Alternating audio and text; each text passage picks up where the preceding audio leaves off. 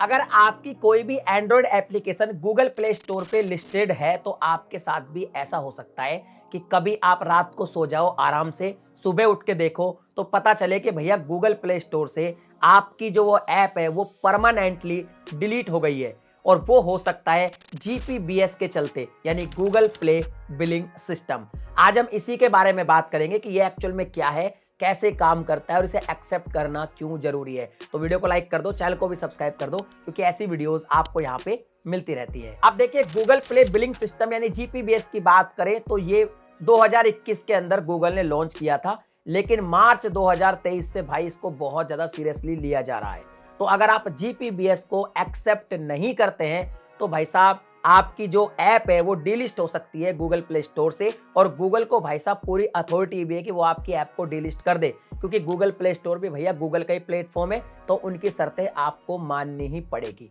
अब ये जीपीबीएस एक्चुअल में आपको क्या इफेक्ट करता है उसको समझते हैं। तो सिंपल सी बात है कि अगर मान लीजिए आपकी कोई ऐप है प्ले स्टोर पे और उस ऐप को डाउनलोड करके आपके यूजर्स कोई ट्रांजेक्शन कर रहे हैं, तो उसमें आपको एक अलग से फी पे करनी पड़ेगी, और वो जो फी होती है वो 12 से 35% तक हो सकती है। डिपेंड करता है कि आपकी ऐप में रेवेन्यू कितना है। अब इससे बचने के लिए आपको जीपीबीएस एक्सेप्ट करना पड़ेगा। गूगल आपको नोटिफिकेशन भेजता है, जब ये नोटिफिकेशन आपको मिले तो आप इसे एक्सेप्ट जरूर कर लें। अब यहाँ पे जो मैंने 12 से 35% फीस की बात करी, तो उसको ऐसे समझते हैं कि अगर मान लो आपकी जो ऐप है जो आपने लिस्ट कर रखी है गूगल प्ले स्टोर पे, तो यहाँ पे आपके वेंडर चार्ज, AWS, TDS और इसके अलावा कोई टैक्सेस होते तो वो तो आपको पहले से ही पे करने पड़ते थे।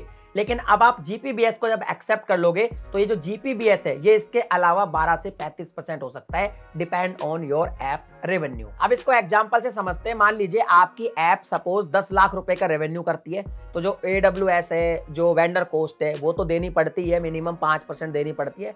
इसके अलावा कुछ टैक्सेस भी देने पड़ते हैं, तो आप ये मानो कि इसका जो अराउंड 59,000 के आसपास जो है आपको देने पड़ते हैं।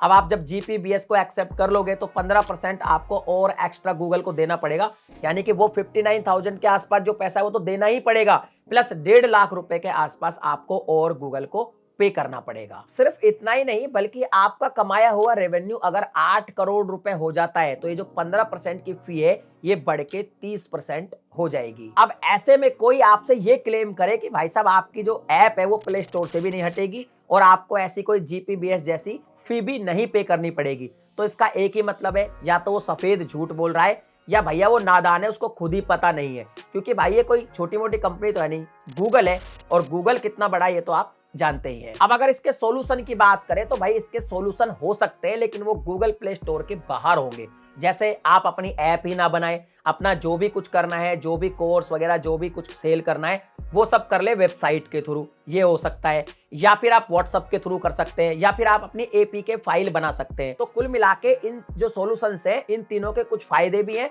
तो कुछ नुकसान भी है। तो जो भी आप चूज करें थोड़ा सोच समझ के करें। अब अंत में कंक्लूजन में मैं आपसे इतना ही कहूंगा कि अगर आपकी ऐप जो है वो गूगल प्ले स्टोर पर है तो आपको जीपीबीएस एक्सेप्ट करना ही होगा। तो भैया एक्सेप्ट कर लीजिए। ये जो अपडेट है इसी को साझा करना था मुझे आपके साथ। अगर आपको वीडियो पसंद आई या जीपीबीएस के बारे में आपकी कोई ओपिनियन है तो मुझे कमेंट सेक्शन में लिख के बताइए। मिलता हूं अगली वीडियो में एक नए टॉपिक के साथ, तब तक के लिए जय हिंद।